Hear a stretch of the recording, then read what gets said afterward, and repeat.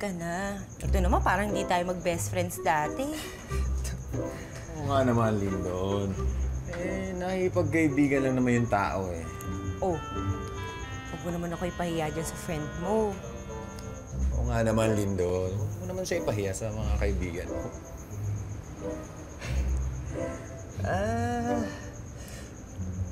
O sige. Saan ba yun? Malapit lang. Ite-text ko na lang mamaya sa inyo yung address, ha? Dali, alam mo ba yung number ko? Oo, kinuha ko na sa HR namin. So, I'll see you later. Sige. Okay. See you. Bye. Bye-bye. Hirap. Subo ako. Swerte mo. Wala pa naman akong pera. Maraming pera yun. Sige, wala na. Wow!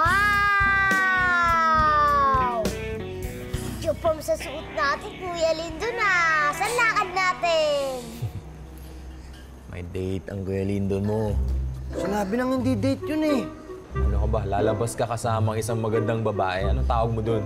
Date na nga yun. Lola, sinabi lang hindi date yun. Dapat di ko lang talaga tinanggap to eh.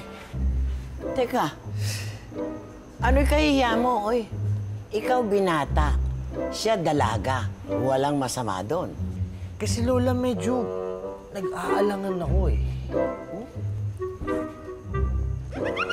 Ay, hindi yun Lola. Nag-aalangan ako dahil boss ko siya. Boss ko yun, yung babae. Teka lang. Teka. Ba't ka naman mag-aalangan? Isa naman tong nagyaya sa'yo. Tsaka Lindon, baka ito na yung pagkakataon na hinihintay natin. Baka naman yung boss mong si Lucille makakatulong sa negosyo natin. Sandali, anong gusto mong gawin ko? Humingi ako ng kapital sa kanya para dito sa negosyo natin? Alam mo, ikaw na nagsabi, magandang idea yan, ha? Bakit di mo gawin? Eh di parang binenta ko na yung sarili ko noon. Ano namang masama doon? Oo nga naman. Alam mo, Lindon, ang mahirap sa'yo, masyado kang good boy. Parati kang nasa tuwid. Parati kang nasa tama. Eh, paano ka yayaman kung ganyan yung ugali mo?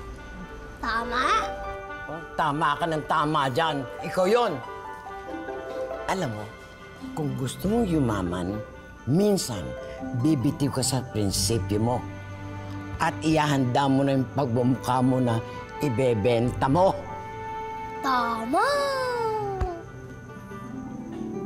Sandali, ha?